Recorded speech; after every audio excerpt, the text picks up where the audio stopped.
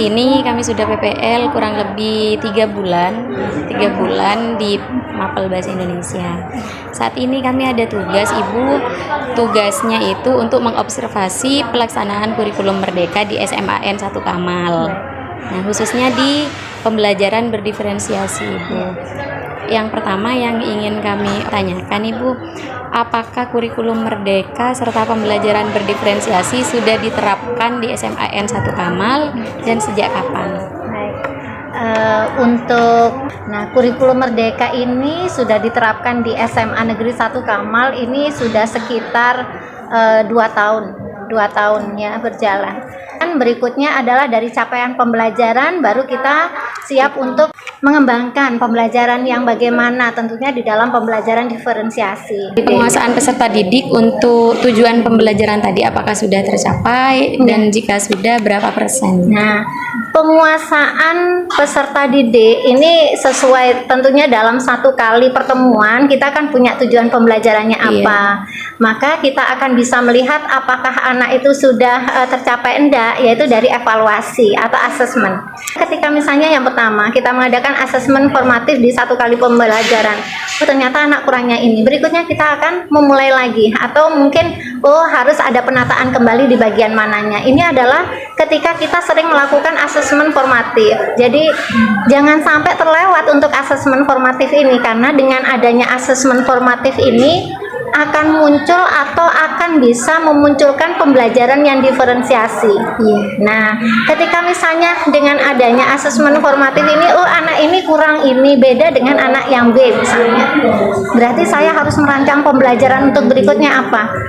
Dari dasar inilah, kalau kita sering melakukan asesmen formatif, sejatinya ini adalah akan muncul dengan sendirinya pembelajaran diferensiasi. Nah, yang menjadi kendala adalah tercapai dan tidak tercapainya untuk masing-masing guru ini kan beda-beda. Ada yang sudah tercapai sekian persen, katakan kita sudah tahu dari satu kelas ini katakan 80%, 20% mau ditinggalin atau dibiarkan, gitu kan? Ini kembali lagi ke masing-masing guru. Kalau yang saya pahami, kalau misalnya guru itu paham tentang kurikulum Merdeka, saya yakin dia berusaha untuk memenuhinya. Entah nanti diadakan kelas tersendiri untuk anak-anak yang belum bisa, karena memang harus ada pembimbingan, seharusnya seperti itu. Tapi bisa jadi mereka kan kadang di zona yang nyaman, ya sudahlah sekedar ini. Nah, itu tantangan buat kurikulum yang ternyata kurikulum Merdeka itu sudah bagus rancangannya, cuman yang melaksanakan itu benar-benar bertanggung jawab apa enggak. Gitu.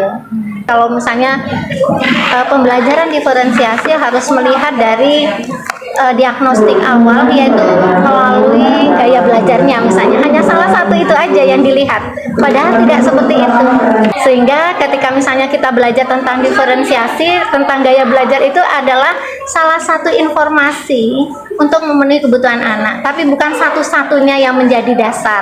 Nah, itu yang harus dipahami. Sehingga ketika misalnya tiap kali pembelajaran itu ini yang auditori di sini, saya lihat itu beberapa kelas, padahal tidak seperti itu untuk penerapan pembelajaran diferensiasi. Itu mungkin salah satunya aja.